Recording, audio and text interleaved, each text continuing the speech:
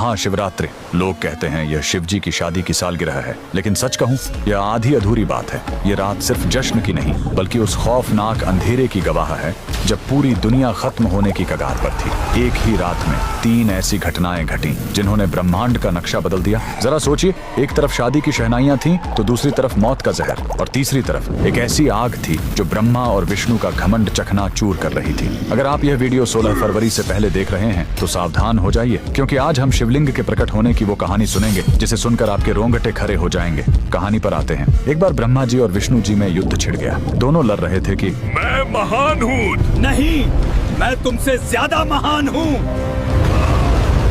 उनका यह घमंड जब दुनिया का संतुलन बिगाड़ने लगा, तब अचानक उनके बीच एक विशाल अनंत अग्नि स्तंभ प्रकट हुआ। वह आग का एक ऐसा खंभा था जिसका न कोई शुरुआत था न अंत। उस स्तंभ से एक भारी आवाज आई, जो मेरे आखिरी सिरे को खोज लेगा वही महान होगा।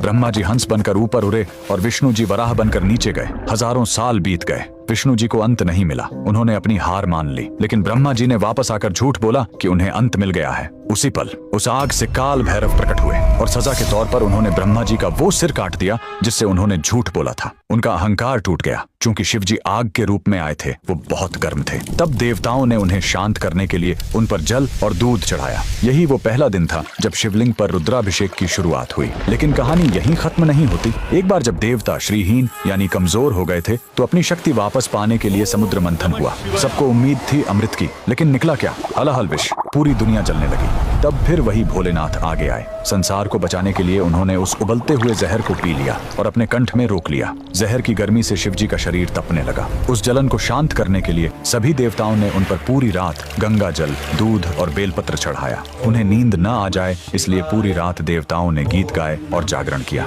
यही वजह है कि महाशिवरात्रि पर हम पूरी रात जागते हैं। लेकिन रुको, यह रात इतनी डरावनी भी नहीं है। इसी रात प्रेम की जीत भी हुई थी। जब माता सती ने अपने प्राण त्यागे थे तो शिव जी पूरी तरह टूट गए थे। वो वैरागी बन गए, दुनिया छोड़कर समाधि में चले गए। तब माता सती ने पार्वती के रूप में जन्म लिया। उन्होंने हजारों साल तक कठोर तपस्या की, सिर्फ अपने शिव को वापस पाने के लिए। आखिरकार भोलेनाथ पिघले। इसी महाशिवरात्रि की रात वो वैरागी फिर से दूल्हा बना और शिव शक्ति का मिलन हुआ। तो इस 16 फरवरी जब आप शिवलिंग पर लौटा भर जल चढ़ाएं, तो याद रखिएगा, आप उस आग को शांत कर रहे हैं और उस जहर के दर्द को कम कर रहे हैं। कमेंट में लिखें हर हर महादेव।